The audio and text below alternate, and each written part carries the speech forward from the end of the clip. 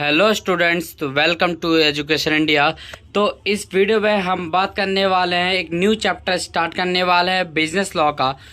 Lesson number second, discharge of contracts.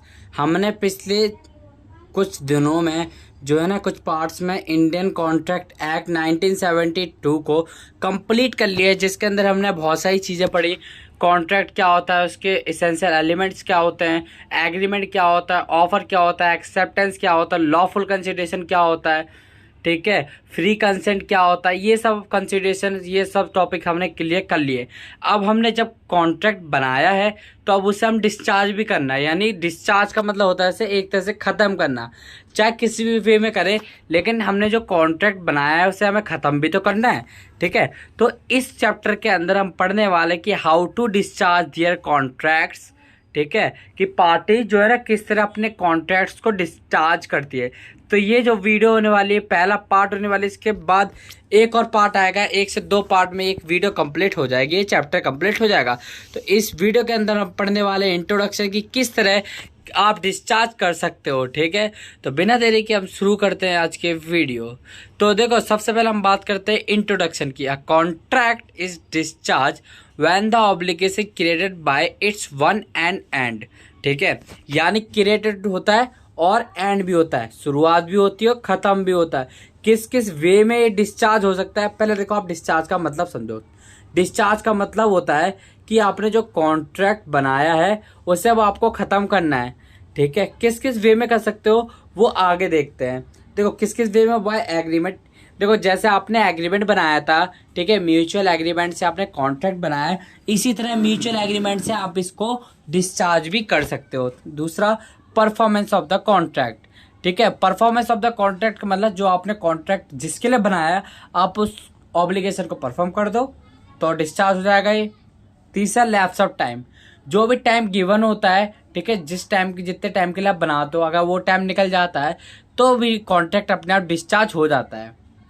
Operation of law. Law भी कुछ ऐसे ही techniques रखता है। ठीक है, लॉ कहता है कि हम किस किस केसेस में, बहुत सारे ऐसे केसेस हैं जहाँ पे वो खुद ही डिस्चार्ज कर देता है। Material alteration. मटेरियल अल्टरेशन मतलब होता है जो भी आप मटेरियल फैक्ट होता है ना आपका, जिसके लिए आप कॉन्ट्रैक्ट कर रहे हो, अगर वही आपका खत्म हो जाता है, उसमें अल्टरेशन हो जाता है, कुछ चेंजेस हो जाता है, तो अभी आपका डिस्चार्ज हो जाता है contract. Subsequently impossibility of the performance. अब पहले परफॉर्मेंस पॉसिबल था, अब इम्पॉसिबल है। ठीक है, तो ये भी डिस्चार्ज हो जाता है इससे भी। Bye breach. ब्रीच का मतलब है तोड़ना। ठीक है, अगर आप कॉन्ट्रैक्ट को किसी भी तरह तोड़ देते हो, ठीक है, कोई भी चेंजेस कर देते हो, तो भी ये डिस्चार्ज हो जाता है। अब हम जो ये 7 टॉपिक है, इनको एक एक करके डीपली डिस्कस करेंगे आगे। तो देखो, डिस्चार्ज के मोड कौन कौन से। पहला, बाय एग्रीमेंट। सेक्शन 62 से 64 तक कहता है by agreement you can discharge your contracts. Okay, तो देखो इसमें क्या होता है, टर्मिनेट कर सकते हो आप एग्जिस्टिंग कॉन्ट्रैक्ट को। किस किस वे में, बाय नोवेशन। नोवेशन सेक्शन 62 कहता है if the parties to a contract agree to a substitute new contracts for it or to resign and alter it, the original contract need to be not to be performed, the consideration may being mutually the discharge of the old contracts। देखो, जो novation का मतलब होता है, आप दूसरे जो आपने पहला कॉन्ट्रैक्ट बनाया था पुराना वाला, उसकी जगह आप कोई नया कॉन्ट्रैक्ट बना रहे हो। ठीक है, उसकी जगह बना रहे हो और पार्टी सेम है। ठीक है, पार्टीज क्या है इसमें, सेम है। ये सिर्फ जो न्यू कॉन्ट्रैक्ट है वो ओल्ड कॉन्ट्रैक्ट की जगह ले रहा है, उसका प्लेस टेक कर रहा है। ठीक है, तो ये क्या है, जब ये दूसरा कॉन्ट्रैक्ट न्यू कॉन्ट्रैक्ट बना लेगा ना, ठीक है, जब ये ओल्ड कॉन्ट्रैक्ट के अगेंस्ट में न्यू कॉन्ट्रैक्ट बना लेंगे, तो इनको कोई जरूरत नहीं कि जो वो ओल्ड वाला अपना जो कॉन्ट्रैक्ट बनाया था उसे परफॉर्म करे। ठीक है, या आप ओल्ड में कुछ ऑल्टरेट कर देते हो, यानी कुछ चेंजेस कर देते हो, कुछ टर्म्स एंड कंडीशन है उन्हें चेंज कर देते हो। ठीक है, कोई म्यूचुअल फैक्ट चेंज कर देते हो, तो उससे आपको जरूरी नहीं है कि जो आपका ओल्ड था आपने न्यू बना लिया, अब आपको ओल्ड भी परफॉर्म करने की जरूरत नहीं है, अब आप न्यू परफॉर्म करोगे। Subsequently of contract with new terms. देखो, आप अगर न्यू टर्म्स के साथ कोई भी कॉन्ट्रैक्ट बनाते हो, ठीक है, पार्टी सेम होनी चाहिए, लेकिन subsequently of new parties for old one, the contract remaining the same। प्रॉमिसिबल now look the third party, जो प्रॉमिसी है, ठीक है, जो प्रॉमिसी है, जो प्रॉमिस जिसके साथ प्रॉमिस किया जाता है वो थर्ड पर्सन के साथ कॉन्ट्रैक्ट कर सकती है। मान लो ए थी बी था, देखो एग्जांपल मैंने नीचे दे रखा है, ठीक है। फॉर एग्जांपल देख लो, A makes an agreement B supply him 500 quintals of rice.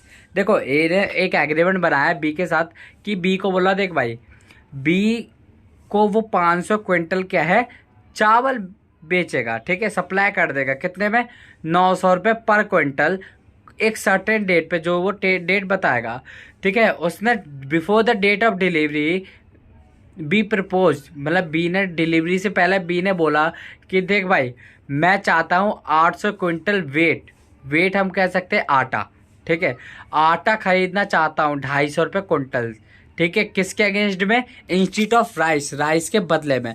मैं राइस नहीं लेना चाहता बट वेट लेना चाहता हूँ, ठीक है। तो विच ए एग्री, ए तो एग्री हो गया क्योंकि वो डिलीवर हुआ नहीं था, तो ए एग्री हो गया। तो ये क्या है, what to be amount to be novation the contract between two parties. ये क्या है, नोवेशन माना जाएगा। क्यों, क्योंकि एक कॉन्ट्रैक्ट था जिसके बदले में इसने न्यू कॉन्ट्रैक्ट रख दिया जिसके अगेंस्ट में। अब इसको जो ओल्ड कॉन्ट्रैक्ट था वो से परफॉर्म करने की जरूरत नहीं है। अब यहाँ पे देखो, जब बी ने ए से बोला कि मुझे 800 क्विंटल वेट चाहिए, तो उसको जरूरत नहीं कि वो 500 क्विंटल राइस भेजे। क्यों, क्योंकि उसने कहा मुझे इसके बदले में चाहिए, तो उसके अगेंस्ट में चाहिए। तो ये यहाँ पे डिस्चार्ज हो जाता है contract by rescission. Rescission means होता है कैंसिलेशन ऑफ कॉन्ट्रैक्ट। अगर आप किसी कॉन्ट्रैक्ट को कैंसिल करते हो उसे रेसिशन कहते हैं, या रिसाइंड भी बोल सकते हैं हम इसे। किस किस तरह हो सकता है, बाय म्यूचुअल कंसेंट पार्टीज में enter into a simple agreement to rescind. मतलब देखो, इसको तोड़ने से पहले ना आपको एक एग्रीमेंट का, जैसे आपने एग्रीमेंट बनाया था, म्यूचुअल कंसेंट मतलब होता है दोनों की सहमति से आप उसे चेंज कर रहे हो, ठीक है। आप कॉन्ट्रैक्ट को, एग्रीमेंट को चेंज करते हो दोनों की सहमति से, तो उसे म्यूचुअल कंसेंट कहते हैं। By the aggrieved party, where a party has commit to breach of contract, the every party can rescind the contract without any way affecting his right of getting compensation for breach of contract. अगर देखो, मान लो ए और B है, ठीक है, अगर ए ने B के साथ कोई भी कॉन्ट्रैक्ट बनाया और ए बाद में सोचता कि मैं इसके साथ कॉन्ट्रैक्ट ना ब्रीच कर दूंगा, यानी उसको तोड़ दूंगा, ठीक है, या उसको चेंज कर दूंगा, अलग कर दूंगा, तो बी को पता चल गया। अब बी ने सोचा भाई ये ब्रीच करेगा, इससे पहले ही मैं इसको क्या है, मैं अपना जो है इसको रिसाइन कर दूंगा, ठीक है, यानी इसे कैंसिल कर दूंगा ताकि मेरे को जो मेरा कंपनसेशन है वो मिल सके। तो बी क्या कर देगा, इस पे केस कर देगा प्लस कॉन्ट्रैक्ट कैंसिल कर देगा। फिर इसको क्या है, ए को, बी को कंपनसेशन मिल जाएगा ए की तरफ से। By the parties who consent is not free. अगर मान लो किसी ने किसी को जोर जबरदस्ती से धमका के कोई भी कॉन्ट्रैक्ट एग्रीमेंट बनाया, ठीक है, तो उससे भी क्या है, ये डिस्चार्ज हो जाएगा, ठीक है। यहाँ पे क्या है, कॉन्ट्रैक्ट कैंसिल मान लिया जाएगा। अब बात करते हैं बाय अल्टरेशन। देखो, अल्टरेशन मतलब आप कुछ भी चेंज कर देते हो, ठीक है। Alteration means change in more condition. अगर आप कॉन्ट्रैक्ट की कोई भी कंडीशन चेंज कर देते हो, ठीक है, वन और मोर, और ये म्यूचुअल कंसेंट से होना चाहिए, यानी दोनों पार्टीज की सहमति से। ये नहीं है कि ए और बी थे, अब ए और बी ने कॉन्ट्रैक्ट बनाया बट बी चाहता है कैंसिल करना, बी ने कैंसिल कर दिया, तो बी ऐसे कैंसिल नहीं कर सकता जब तक इसमें दोनों की कंसेंट ना हो, म्यूचुअल कंसेंट ना हो। परफेक्टली वैलिड होता है, अगर दोनों की कंसेंट मौजूद है तो ये वैलिड माना जाएगा। By any material alteration terms return contract by one party without consent to other party discharge parties its obligation under the contract. देखो, अगर मान लो आपका जो सब्जेक्ट मटेरियल था ना उसे आपने चेंज कर दिया, यहाँ पे जो आपका मटेरियल था ना, मटेरियल फैक्ट या बोलो जिसके लिए आप कॉन्ट्रैक्ट बनाया था आपने, अगर वही चेंज कर दिया तो इसके थ्रू भी आप डिस्चार्ज कर सकते हो। In case of novation new contract replace हो सकता है। नोवेशन हमने पहले पढ़ लिया, नोवेशन का मतलब न्यू कॉन्ट्रैक्ट ओल्ड कॉन्ट्रैक्ट के बदले में रिप्लेस हो जाता है, ठीक है। तो चेंजेस कर सकते हैं इस ऑल्टरेशन के थ्रू। कुछ टर्म्स एंड कॉन्टिन्यूस होती है, ठीक है, और जो पार्टीज है वो सेम रहेंगी। बाय रेमिशन। सेक्शन 63 कहता है remission. Remission means acceptance of a lesser performance than what was actually due under the contract. According to section 63, the parties may depend with the remit wholly in part performance of the party him made to him। देखो इसका मतलब है कि देखो जो भी parties होती हैं एक्सेप्ट करते हो लेसर परफॉर्मेंस। क्यों? फॉर एग्जांपल देखो ए ने बी से बोला कि भाई 5,000 पे करने के लिए, ठीक है। A paid to B and B accept in satisfied whole डेप्ट 2,000 रुपये पेड। देखो ए ने बोला बी से कि भाई देख मुझे चाहिए 5,000 रुपये। अब ए ने बोला देख भाई मेरे पास 5,000 रुपये तो नहीं है, मैं इसके बदले तुझे 2,000 रुपये दे सकता हूँ। अब बी ने क्या कर लिया? एक्सेप्ट कर लिया। बी से सेटिस्फाई हो गया 2,000 रुपये में अपनी पूरी, कि ये लेसर मतलब कम, ठीक है, कम परफॉर्मेंस पे मान गया, यानी उसने 2,000 पे मान गया एट द टाइम, ठीक है। उसने टाइम और प्लेस पर पे कर दिया किसकी जगह? 5,000 रुपये के। क्यों? क्योंकि इसके पास 5,000 थे ही नहीं, तो इसलिए जो इसका डेब्ट था वो डिस्चार्ज हो चुका है। आई होप आप लोग को ये टॉपिक समझ में आया होगा, ठीक है। सेम नीचे वाला भी सेम है एग्जाम्पल। अब owing the occurrence of an event, देखो आपका जो इवेंट है ना वो हो चुका है, ठीक है, on the happening of which it was previously, मतलब पहले ही हो चुका है, पहले ही सब कुछ कंप्लीट हो चुका है, तो भी ये डिस्चार्ज माना जाएगा बाय वेबर। देखो वेबर का मतलब होता है छूट, ठीक है। जैसे आपने ये पढ़ा था ना रेमिशन, ठीक है, रेमिशन और वेवर दोनों एक ही चीज़ है। सेक्शन 63 ये भी कहता है, वो भी सेम कहता है, तो मुझे वेवर ज़्यादा बताने की ज़रूरत नहीं है। वेवर ये सेम टॉपिक है, ये इसी के अंदर आता है, बस मैंने यहाँ पे अलग अलग कर दिया, ठीक है। A promise to paint a picture for B, A ने प्रॉमिस किया कि भाई देखो बी के लिए मैं क्या है एक पिक्चर ड्रॉ करूँगा। B outward forward him to do so A is no longer to bound perform promise. A ने बोला कि भाई मुझे अपनी पिक्चर नहीं बनवानी, तो ए तो बाउंड नहीं है कि भाई वो दोबारा परफॉर्म करेगा, ठीक है। By performance of the contract, देखो जिसके लिए आपने कॉन्ट्रैक्ट बनाया आपने वो काम कंप्लीट कर लिया, ठीक है, तो ये क्या है? By performance of contract discharge हो जाएगा। When parties fulfil their obligation and promises under contract, जो भी इनने प्रोमिसेस दिए थे, ठीक है, ऑब्लिगेशन थी, इनने कॉन्ट्रैक्ट में कंप्लीट कर लिए। Performance should be complete according to real intention agreement, ठीक है। ये जो है उन्होंने अपनी इंटेंशन जो परफॉर्मेंस जो है कंप्लीट कर ली है, ठीक है, जिसके थ्रू अब इनको जो है ना इनकी जो ऑब्लिगेशन है वो कंप्लीट हो चुकी है, तो इसका जो कॉन्ट्रैक्ट है वो भी डिस्चार्ज हो चुका है। By lapse of time, by lapse of time का मतलब है जो उन्होंने टाइम फिक्स किया था एक रीजनेबल टाइम, ठीक है, तो उन्हें with in a reasonable time वो काम कंप्लीट नहीं किया तो भी ये डिस्चार्ज मान लिया जाएगा। For example if a debtor does not पे दियर डेट बाय एग्रीड डेट, एक डेटर कौन होता है? जिसको जो पैसा देता है, जिसको पैसा देना होता है वो डेटर होता है। डेटर ने क्या किया? जो उसने डेट डिसाइड की थी उस डेट को उसने पैसा नहीं दिया, तो क्रेडिटर क्या है? क्रेडिटर 3 साल के अंदर अंदर डेटर पे केस कर सकता है। अगर उस डेट पे नहीं दिया गया तो क्रेडिटर कौन होता है? जिसको पैसा लेना है। अब क्रेडिटर क्या कर सकता है? कोर्ट जा सकता है और डेटर के खिलाफ केस कर सकता है 3 साल के अंदर अंदर। अगर इसने 3 साल के अंदर अंदर केस कर दिया तो ये बाउंड जो डेटर है वो बाउंड हो जाएगा पे करने को। अगर इसने नहीं किया तो ये जो है ना अपना स्यू करने का यानी केस करने का राइट खो देगा, ठीक है। तो फिर ये जो डेटर है वो लीगली बाउंड नहीं होगा कि वो उसे पे करेगा, ठीक है। तो इसलिए जो है ना जो डेटर है ना वो बाउंड नहीं रहता कि वो पे करेगा, ठीक है। अब ऑपरेशन ऑफ लॉ का मतलब है अगर लॉ के द्वारा चेंजेस हो सकते हैं, ठीक है, लॉ की मदद से भी ये टर्मिनेट हो सकता है, कैंसिल हो सकता है। किस किस तरह हो सकता है? पहला मर्जर मतलब होता है जब 2 कॉन्ट्रैक्ट एक साथ मिल जाते हैं। इंफीरियर और सुपीरियर जब 2 एक साथ मर्ज कर लेते हैं अपने अपने कॉन्ट्रैक्ट तो उसको हम मर्जर कहते हैं, ठीक है। फॉर एग्जांपल ए था जिसने एक प्रॉपर्टी थी वो लीज में ले रखे थे। लीज में एक तरह से हम रेंट भी बोल सकते हैं, लीज मतलब एक तरह से रेंट हो सकता है, बस लीज और रेंट दोनों है अलग अलग चीज़, ठीक है। ही सब्सिक्यूटली उसने क्या कहते हैं वही प्रॉपर्टी खरीद ली।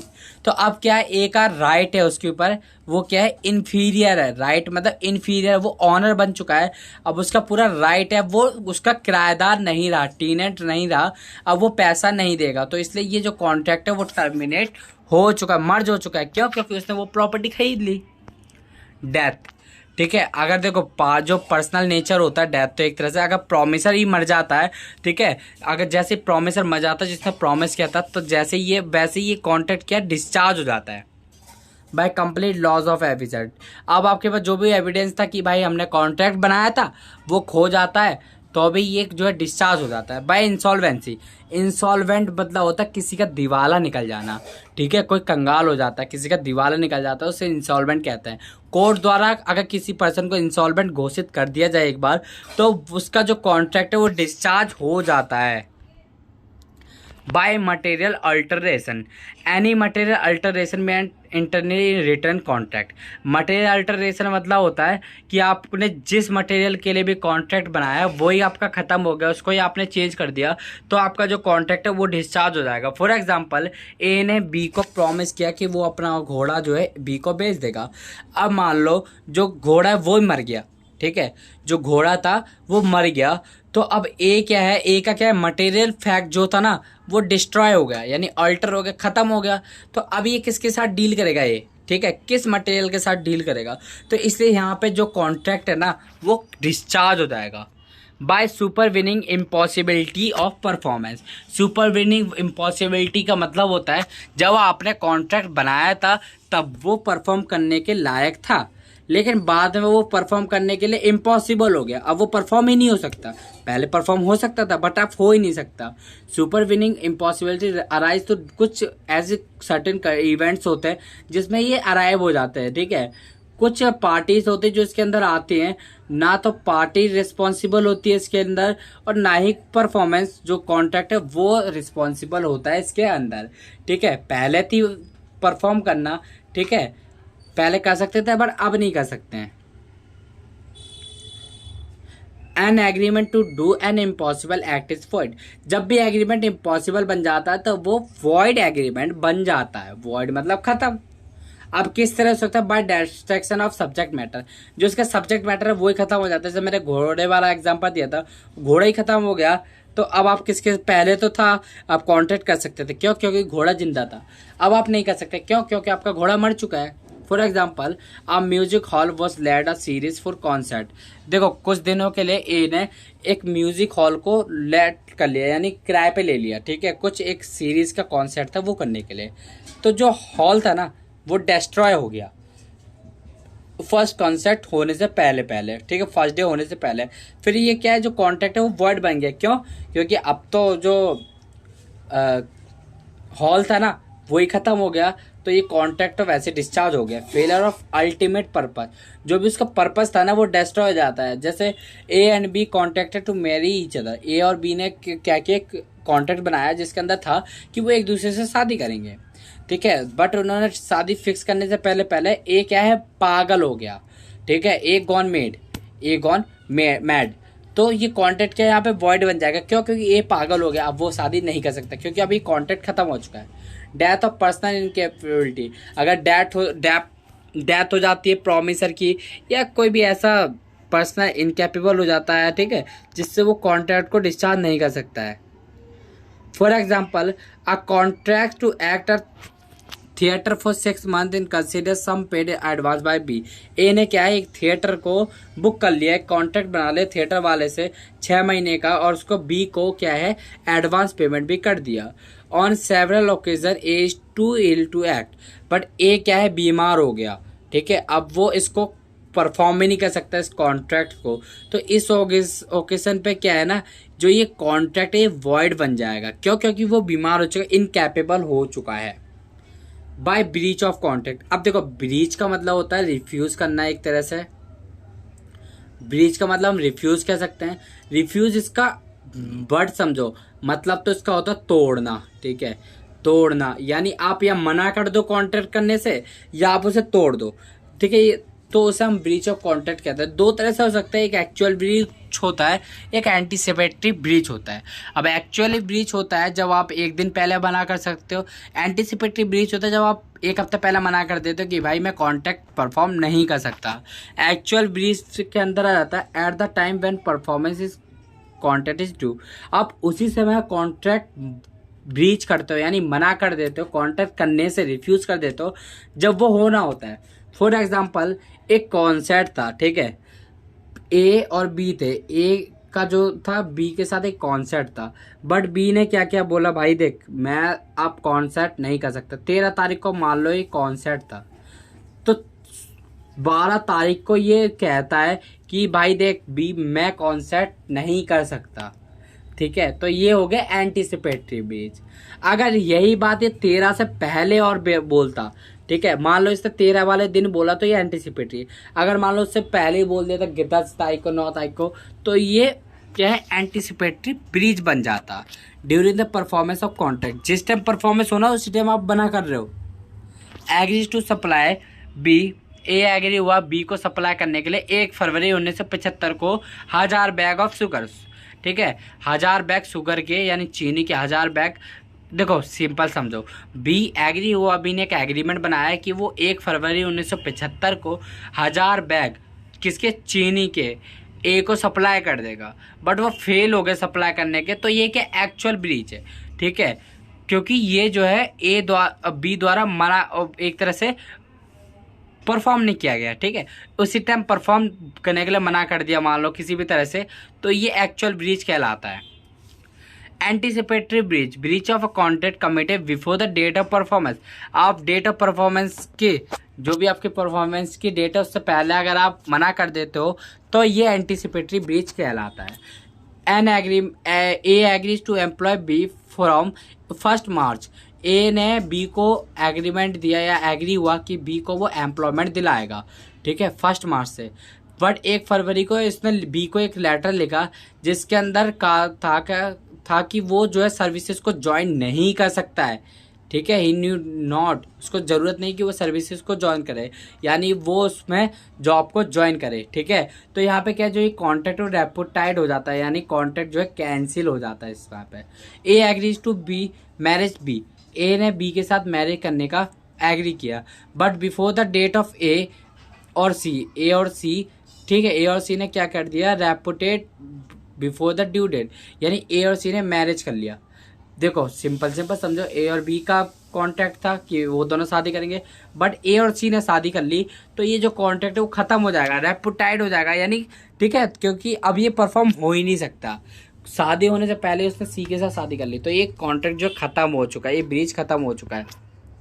रेमेडीज होती हैं, यानी देखो आप केस कर सकते हो, ठीक है, जो भी जिसने भी आपके साथ धोखा किया हो, टू टेक एंटीसिपेटरी ब्रीच और एक्चुअल ब्रीच आप सीयू कर सकते हो डैमेज के लिए। अगर आपने कोई भी आपने मान लो कोई भी, जैसे हमने ये एग्जांपल देखा था ना शुगर वाला, ठीक है, ये वाला, अगर मान लो बी ने मना कर दिया, ठीक है, अब ए ने क्या करा, ए ने कोई गोडाउन बुक कर लिया था, ठीक है, ये 1000 बैग और शुगर रखने के लिए, ये कोई भी कुछ भी ऐसा ले लिया था जिससे उसे पैसा देना पड़ा, तो अब बी क्या करेगा, ए क्या करेगा सॉरी, अब कोर्ट जाएगा, कोर्ट में इसके खिलाफ केस कर देगा और इससे डैमेजेस मांगेगा, क्यों, क्योंकि इसने गोडाउन का खर्चा कर दिया, ठीक है, अब बी ने मना कर दिया, इसमें ए की गलती तो नहीं है, अब इसमें क्या है, ये स्यू कर देगा इसके लिए, ठीक है, तो इसको डैमेजेस मिल जाएगा।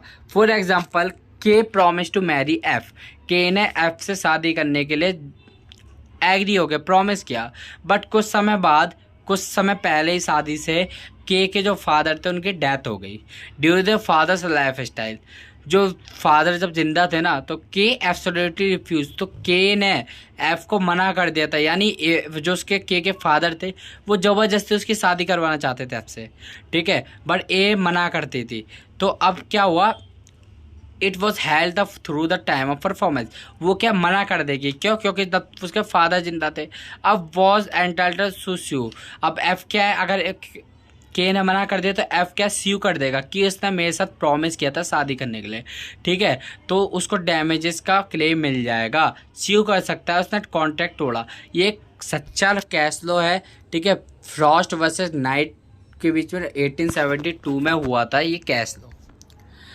The wait till due date, यानी आप वेट करते हो ड्यू डेट का, मान लो, ठीक है, हम इसी एग्जाम्पल को ले ले, ठीक है, के ने मना कर दिया।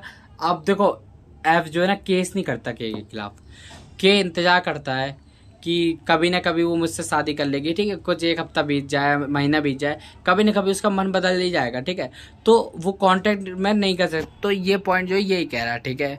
तो ये था आज का हमारा टॉपिक, डिस्चार्ज ऑफ कॉन्ट्रैक्ट्स। एक और नेक्स्ट पार्ट बनने वाला है इसके ऊपर, जिसके बाद ये जो चैप्टर है वो कम्प्लीटली खत्म हो जाएगा, उसके बाद हम नेक्स्ट चैप्टर शुरू करेंगे, ठीक है। तो आई होप आप लोग को वीडियो अच्छी लगी होगी, वीडियो अच्छी लगी लाइक कर देना, चैनल को सब्सक्राइब कर देना और इस वीडियो को अपने दोस्तों के साथ शेयर भी कर देना और मेरी वीडियो को, ठीक है। तो जल्दी मिलते हैं नेक्स्ट वीडियो में, तो thank you so much for watching.